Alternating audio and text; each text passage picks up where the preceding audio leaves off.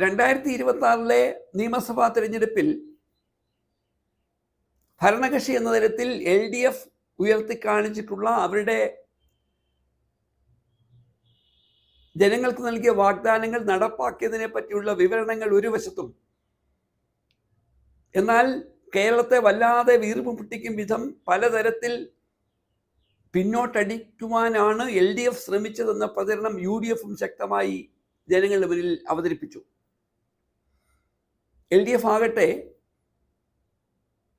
രാജ്യത്തിനും ലോകത്തിനുമാകെ മാതൃകയായി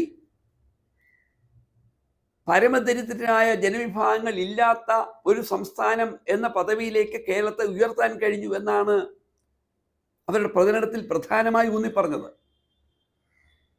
ക്ഷേമ പെൻഷന്റെ കാര്യത്തിൽ 62 ലക്ഷത്തോളം ആളുകൾക്ക് ഞങ്ങൾ മുടക്കമില്ലാതെ 2000 രൂപ വീതം പെൻഷൻ വിതരണം ചെയ്തുവെന്നും വീട്ടമ്മമാർക്ക് 1000 രൂപ വീതം നൽകി തുടങ്ങാൻ ഞങ്ങൾക്ക് കഴിഞ്ഞുവെന്നും ആരോഗ്യരംഗത്തും വിദ്യാഭ്യാസ രംഗത്തും അതിൻ്റെ പശ്ചാത്തല വികസന കാര്യത്തിൽ സമാനതകളില്ലാത്ത ഇടപെടലുകൾ നടത്തിയെന്നും കിഫ്ബിയുടെ സഹായത്തോടെ റോഡ് ഉൾപ്പെടുന്ന പാലം ഉൾപ്പെടുന്ന കാര്യങ്ങളിൽ വിപ്ലവകരമായ മാറ്റങ്ങൾ ഉണ്ടാക്കിയെന്നും LDF ഒരു വശത്ത് പറയുമ്പോൾ,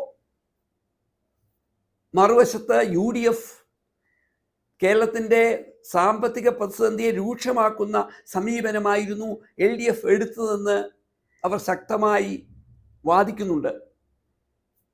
ഒപ്പമാണ് കേരളത്തിലെ പ്രധാനപ്പെട്ട മതന്യൂനപക്ഷമായ മുസ്ലിം വിഭാഗത്തെ മൊത്തത്തിൽ തള്ളിപ്പറയാൻ LDF BJPക്ക് അനുകൂലമായി ചില നിലപാടുകളിലേക്ക് പോയിക്കൊണ്ടിരിക്കുന്നു എന്ന സൂചന ശക്തമായി UDF ഉയർത്തിയത്.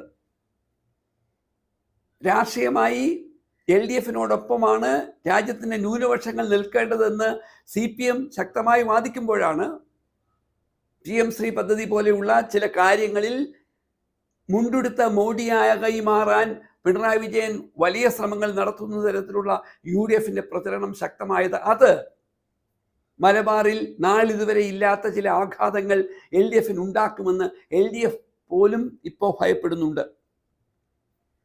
മറ്റൊരു കടമ്പയായി പൊതുവെ ജനങ്ങളുടെ ഇടയിൽ ചർച്ചയാവുന്നത്, പ്രത്യേകിച്ച് തെക്കൻ കേരളത്തിൽ ശബരിമല വിഷയവുമായി ബന്ധപ്പെട്ട് അവിടെ നടന്ന കൊള്ള, അതിൻ്റെ കുറ്റപത്രം താമസിക്കുന്ന വിഷയത്തിൽ മാത്രമല്ല, ശബരിമല പോലെയുള്ള ഒരു ദേവാലയത്തിൻ്റെ സ്വത്തുക്കൾ സംരക്ഷിക്കുന്ന കാര്യത്തിൽ ഇടതുപക്ഷത്തിൻ്റെ ഭാഗമായ നേതാക്കന്മാർ നിയന്ത്രിച്ചിരുന്ന ദേവസ്വം ബോർഡിന് സംഭവിച്ച വലിയ വീഴ്ചയെ പറ്റിയാണ്.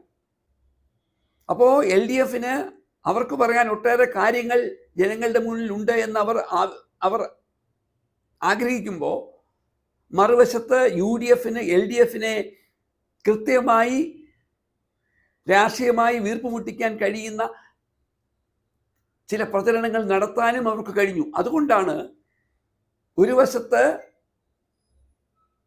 LDFന് മുൻതൂക്കം കിട്ടുമെന്ന് LDFക്കാർ തന്നെ പലപ്പോഴും പറയുമ്പോഴും തങ്ങൾക്ക് 2021 ഉണ്ടായ മുന്നേറ്റം ആവർത്തിക്കില്ല എന്ന് അവർ സമ്മതിക്കുന്നത്. ഇപ്പുറത്തെ UDFനെ സംബന്ധിച്ചിടത്തോളം കഴിഞ്ഞ 10 വർഷത്തിനിടയിൽ അവർക്ക് ഏറ്റവും അനുകൂലമായ രാഷ്ട്രീയ സാഹചര്യം കേരളത്തിൽ ഉണ്ടായിക്കൊണ്ടിരിക്കുന്നു എന്ന് സൂചന നൽകുന്നതായിരുന്നു ത്രിതല പഞ്ചായത്ത് തെരഞ്ഞെടുപ്പ് ഫലങ്ങൾ. ആ ത്രിതല പഞ്ചായത്ത് തെരഞ്ഞെടുപ്പ് ഫലങ്ങളുടെ മുൻതൂക്കത്തിനോടൊപ്പം തന്നെയാണ് ന്യൂനപക്ഷങ്ങൾക്കെതിരാണ് CPIM എന്നും മോദിക്കൊപ്പം നിൽക്കാൻ പിണറായിക്ക് ഒട്ടും മടിയില്ല എന്നും ജനങ്ങളെ ബോധ്യപ്പെടുത്താൻ UDF പരമാവധി ശ്രമിച്ചത്.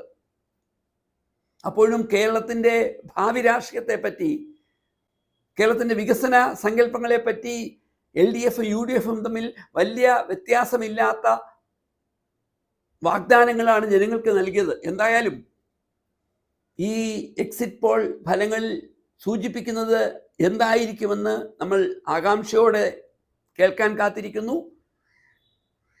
ശ്രീ രാഹുൽ ഗാന്ധി പ്രഖ്യാപിച്ച 5 ഗ്യാരണ്ടികൾ LDFന്റെ വിജയത്തെ